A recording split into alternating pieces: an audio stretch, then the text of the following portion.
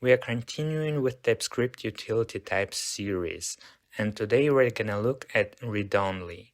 You may need this utility type in cases when you have some object or array that are not supposed to change. With Readonly, you can easily forbid any changes. And now let's go and try it in action. Assume you have this browser interface, and now you want to create a variable latest Chrome, and to set the type of it to be browser.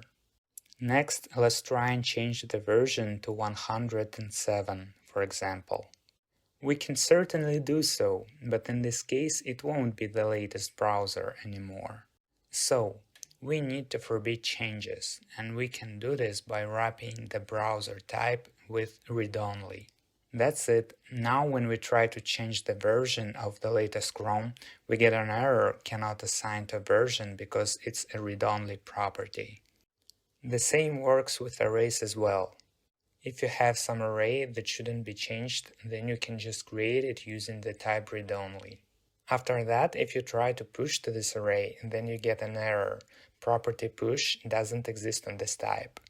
With other array methods that somehow change the array, result will be the same. Trying to change anything by index will also result in an error. The same way you can use read-only with tuples.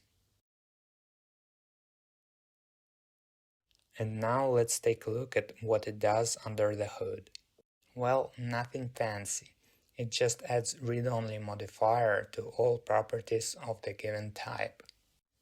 And that's it for today. Don't forget to like and subscribe. Thank you for joining me, and I'll see you in the next one.